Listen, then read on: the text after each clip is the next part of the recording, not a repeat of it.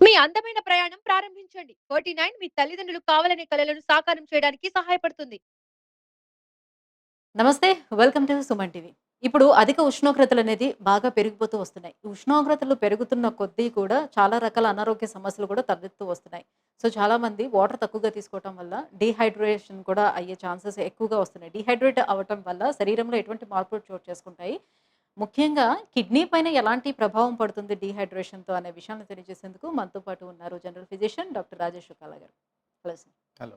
సరే డీహైడ్రేషన్ అయిపోతే సో బాడీలో వాటర్ అంతా కూడా ఎవాపరేట్ అయిపోయినట్టు అయిపోతే వాళ్ళకి ఏం జరుగుతుంది ఏంటనేది కొంతవరకు ఐడియా ఉంది. కానీ సో ముఖ్యమైనటువంటి భాగాలు శరీరంలో ఏవైతే ఉన్నాయో అందులోనే కిడ్నీ కూడా ఒకటి. సో కిడ్నీ మీద డీహైడ్రేషన్ ప్రభావం ఎలా ఉంటుంది? ఏ రకంగా పడుతుంది? ఏం జరుగుతుంది అసలు బాడీలో?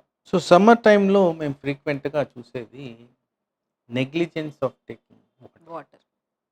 సో రికమెండేషన్ ప్రకారం మేము అలౌడ్ పీపుల్‌లో, హెల్తీ పీపుల్‌లో అరౌండ్ 3-4 లీటర్స్ తీసుకోమని చెప్తాం. దట్ షుడ్ బి సఫిషియెంట్ మన బాడీలీ నీడ్స్‌కి. ఇక్కడ హెల్తీ పీపుల్ ఎందుకు వాడాను అంటే కొన్ని కండిషన్స్‌లో రెస్ట్రిక్షన్ ఆఫ్ వాటర్ ఇంటేక్ అనేది ఉంటది. పర్టిక్యులర్‌గా ఎవరికైతే బ్లడ్ ప్రెషర్ రిలేటెడ్ కొన్ని మెడిసిన్స్ వాడతారో, హార్ట్‌కి సంబంధించిన వ్యాధులు, లివర్‌కి సంబంధించిన వ్యాధులు, మళ్ళీ మనం ఈరోజు డిస్కస్ చేసుకుంటున్న కిడ్నీకి సంబంధించిన వ్యాధులు. వీళ్ళందరిలో కూడా లిమిటేషన్ ఆఫ్ వాటర్ కొన్ని దగ్గరలో ఉంటది. అది వాళ్ళ డాక్టర్‌ని సంప్రదించి డిసైడ్ చేసుకోవడం ముఖ్యం. ఇన్ జనరల్ ఒక హెల్తీ పాపులేషన్‌లో 3-4. అయితే ఇక్కడ ఏంటంటే చాలా మటుకు ఆ 3-4 అచీవ్ చేయడం నేను ఎప్పుడు చూడలేదు. అంటే క్లినికల్ ప్రాక్టీస్‌లో చాలా తక్కువగా మేము గమనిస్తుంటాం ఎవరన్నా ప్రాపర్‌గా హైడ్రేషన్ చేసుకునేవాళ్ళు. ఉదాహరణకి చెప్పాలి అంటే నేను 4-5 లీటర్స్ తాగుతాను సార్ అంటారు. మరి 4-5 లీటర్స్ ఎలా లెక్క చెప్పండి అంటే చెప్పలేరు. సరే అందాజాగా ఎన్ని గ్లాసులు తాగుతున్నారన్నా కానీ చాలా తక్కువ మోతాదుల్లోనే వాటర్ తీసుకుంటున్నట్టు మేము గ్రహిస్తాం. ఇప్పుడు వాటర్ పర్సెంటేజ్ ఎక్కువ తీసుకుంటున్నారు. అయినా కూడా యూరినేషన్ అనేది చాలా తక్కువగా ఉంటుంది అని అంటే ఏం జరుగుతుంది అన్నట్టు బాడీలో? ఇప్పుడు వాటర్ ఎంత ఎక్కువ కన్జ్యూమ్ మనం చేస్తుంటుంటే యూరినేషన్ కూడా అంత ఎక్కువగా ఫ్రీక్వెంట్‌గా వస్తూ ఉంటుంది కదా! అలా రావట్లేదు అని అంటే? అలా రావట్లేదంటే in the first instance usually ఆ పర్సన్ డీహైడ్రేటెడ్ ఉన్నారు అని. అంటే వాల్యూమ్ తక్కువ ఉంది అని లోపల. That is 1. నంబర్ 2 స్వెట్ అధికంగా ఉన్నా కానీ యూరినేషన్ తక్కువగా వస్తుంది.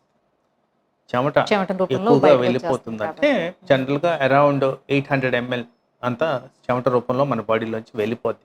అలాంటి వాళ్ళలో కూడా కాస్త వాటర్ యూరిన్ తక్కువ వచ్చేదానికి ఛాన్స్ ఉంది. బట్ ఇన్ జనరల్ మనం ఎవ్రీడే టాపప్ ప్రాపర్‌గా తీసుకుంటే యూరినేషన్ ప్రాబ్లమ్ అంత రాకుండా ఉండదు. కానీ ఇక్కడ మీరు అడిగిన ప్రశ్నలో ఇంకొక అర్థం కూడా ఉంది. హ్మ్. ఎక్కడైతే మనం అధికంగా వాటర్ తీసుకుంటూ వాటర్ బయటకు రావట్లేదంటే అది కాస్త ఆలోచించాల్సిన విషయం.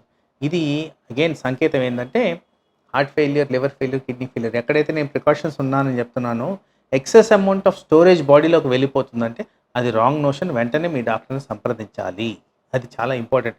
మీరు చెప్పినట్టు వాటర్ అధికంగా తీసుకుంటే యూరిన్ కూడా అధికంగా రావాలి. రావాలి. అలా రావని పక్షంలో ఈ అవయాల మీద మనం డౌట్ పడాల్సిన అవసరం ఉంటుంది. ఒకవేళ డీహైడ్రేషన్ అయితే మనం యూరిన్ వెళ్ళేటప్పుడు కూడా ఆ చేంజెస్ ఏమైనా గమనించొచ్చా? దాని కలర్ చేంజెస్ ఏమైనా గమనించొచ్చా? సో ఫస్ట్ ఇన్స్టెన్స్లో నేను అందరికీ చెప్తాను, చెమట సరిగ్గా రాకపోవడం, యూరిన్ సరిగ్గా రాకపోవడం ఆర్ కాన్సన్ట్రేటెడ్ యూరిన్ రావడం, యూరిన్ వెళ్తున్నప్పుడు వేడిగా అనిపించడం, మంట ఉండడం, Hmm. ఎక్కువగా యూరిన్ రాకపోవడం, ఇలాంటివన్నీ కూడా మనం డీహైడ్రేట్ అవుతున్నాము అని చెప్పే సూచనలు అవి. సో వాటిని తప్పనిసరిగా మనం గమనించుకోవాలి. ఇలాంటి పరిస్థితుల్లో సపోజ్ మనం డైలీ బాడీలో వండర్ఫుల్ థింగ్ ఏంటంటే చాలా మటుకు కాంపెన్సేటరీ చేంజెస్ జరుగుతూ ఉంటాయి. సరే ఈ కాంపెన్సేషన్ వల్ల దీర్ఘకాలంలో సమస్యలు అయితే వస్తాయి. సో అలాంటి సమస్యలు రాకుండా, అంటే సమస్యలు అంటే ఎలా వస్తాయి? యాక్చువల్లీ ఫర్ ఎగ్జాంపుల్ మనము సరిగ్గా వాటర్ తీసుకోకపోతే బ్రెయిన్ ఫంక్షనాలిటీ కోల్పోతాం. ఎంతమంది ఆలోచిస్తారు దీని గురించి? మన చురుకుతనం, ఆలోచించే విధానం, నిద్రపోయే ప్యాటర్న్ ఇవన్నీ మారుతాయి. హెడేక్స్ రావడం ఇవన్నీ జరుగుతాయి. అలాగే ఫర్ ఎగ్జాంపుల్ మనకి వాటర్ సరిగ్గా మోతాదుల్లో తీసుకురావాలి. ఓ పీరియడ్ ఆఫ్ మంత్స్ తీసుకోలేదంటే రాళ్ళు ఫామ్ అవుతాయి. కిడ్నీలో కిడ్నీ, గాల్ బ్లాడర్, జాయింట్స్ అన్ని దగ్గరలో ఫామ్ అయ్యేదానికి ఛాన్స్ ఉంది. సో జాయింట్స్ డీహైడ్రేషన్ వల్ల యూరిక్ యాసిడ్ పెరిగేదానికి ఛాన్స్ ఉంది. యూరిక్ యాసిడ్ ద్వారా అధికంగా మనకు బాడీలో వివిధ రకాల మార్పులు, కిడ్నీల మీద ప్రభావం, గుండె మీద ప్రభావం, సో రకరకాలుగా ప్రజెంటేషన్ వచ్చేదానికి ఛాన్స్ ఉంది. అందుకోసమే సింప్లెస్ట్ మెడిసిన్ ఇన్ఫ్యాక్ట్ వాటర్ తీసుకోవడం ప్రాపర్ ఫామ్లో. ఇలా తీసుకున్నందువల్ల మనకి చాలా చాలా అనర్థాలు అవాయిడ్ చేయొచ్చు. ఫర్ ఎగ్జాంపుల్ డయాబెటిక్ పేషెంట్స్ ఉన్నారు, ఫ్రీక్వెంట్గా నేను చూస్తూ ఉంటాను. వీళ్ళల్లో ఆల్మోస్ట్ ఎవ్రీ అవయవం మీద ఎఫెక్ట్ ఉంటుంది. మోస్ట్ కామన్ ఎఫెక్టెడ్ అవయం కిడ్నీ. కిడ్నీ. మరి కిడ్నీకి డ్యామేజ్ అయ్యే విధంగా ఆల్రెడీ డయాబెటీస్ ఉంది, దాని మీద ఇంకా ఒత్తిడి తెస్తూ dehydration, stone disease, urinary tract infection తీసుకొస్తే ఆ డయాబెటిక్ కిడ్నీ డిసీజ్ అనేది పెరుగుతుంది. దీర్ఘకాలంలో అది సమస్యలకి, అంటే అర్లీగా మనకి అవయం ఫెయిల్ అయ్యే విధంగా జరుగుద్ది. కాబట్టి ఇది చాలా పర్టికులర్గా ఈ డయాబెటిక్ పాపులేషన్. అంటే నాట్ ఓన్లీ డయాబెటిక్ వాళ్ళకి ఎలా అయితే మనకి గుడ్డి పైన కానీ కిడ్నీల పైన కానీ మోస్ట్ ఎఫెక్టెడ్ ఆర్గాన్స్ ఇవి, at the same time BP ఉండే వాళ్ళకి కూడా ఇవే 2 ఆర్గాన్స్ కదా ఎక్కువగా ఎఫెక్ట్ అయ్యాయి. డెఫినెట్లీ. సో ఇవన్నీ చాలా ఇంపార్టెంట్గా గ్రహించాలి. నీళ్ళే కదా అని వదిలేయద్దు. నీళ్ళ వల్ల మనకి వైద్యం అనేది జరుగుద్ది. వాటర్ ద్వారా చాలా విధాలుగా మనకు బెనిఫిట్స్ ఉన్నాయి. సో డీహైడ్రేట్ అవ్వకుండా చూసుకోండి. పర్టికులర్గా ఇప్పుడు వచ్చే వార్నింగ్ సైన్స్, ఈ సూపర్ ఎల్నినో వల్ల కూడా మనకి డీహైడ్రేషన్ పెరిగేదానికి ఛాన్స్ ఉంది. కాబట్టి అనవసరంగా డీహైడ్రేషన్ అయ్యే విధంగా మనం చేంజెస్ చేసుకోవచ్చు. సో మీరు అన్నట్టుగా సార్ ఇప్పుడు 3 or 4 లీటర్స్ పర్ డేలో తీసుకోవాలి ఖచ్చితంగా అని చెప్తున్నారు. సో వాళ్ళు ఎలా లెక్కేసుకుంటారంటే, నేను మిల్క్ తీసుకున్నాను, లేకపోతే టీ కాఫీస్ ఏవో తీసుకున్నాను, సో నా ఫుడ్లో వాటర్ పర్సంటేజెస్ ఉండొచ్చు, సో నేను ఒక 2 లీటర్స్ తీసుకున్నా నాకు సరిపోతుంది అనే అంచనాలో ఉండొచ్చు. ఇది కుదురుతుంది అంటారా? దీన్ని లెక్కలోకి తీసుకోవచ్చు అంటారా? సో ఐడియల్ సినారియో ఏంటంటే, దిస్ ఈస్ వాటర్ నేను డైట్ రికమెండేషన్ అనట్లేదు. Requirement of water during summer time for the bodily needs in a healthy person అన్నప్పుడు ఈ 3 to 4 లీటర్స్ ఆఫ్ వాటర్ అవసరం. మీరు అడిషనల్గా ఏవైతే చెప్తున్నారో, బ్రెవరేజెస్ ఏవైతే చెప్తున్నారో, వీటి వల్ల to some extent chemical modification గురించి మాట్లాడినప్పుడు డీహైడ్రేషన్కి గురయ్యేదానికి ఛాన్స్ ఉంది. For example tea dehydration create చేస్తుంది, కాఫీ డీహైడ్రేషన్ క్రియేట్ చేస్తుంది. సో అలాంటప్పుడు ఆ వాల్యూమ్ని మీరు యాడ్ చేసుకుంటే, నేను 10 టీలు తాగాను అందుకోసం నేను వాటర్ తాగని అవసరం లేదు, అది తప్పు. బేసిక్లీ మీరు వాటర్ ఎసెన్షియల్గా తీసుకోవడం అనేది ముఖ్యం. వాటర్ విత్ ఓఆర్ఎస్ ఎంతవరకు హెల్ప్ చేస్తుంది? Water with ORS is a wrong combination. Actually ORS అనేది, వాటర్ తీసుకుంటూ ఓఆర్ఎస్ కూడా తీసుకుంటే కొంచెం ఓఆర్ఎస్ ఎందుకు తీసుకోవాలనేది ఫస్ట్ మనం గ్రహించాలి.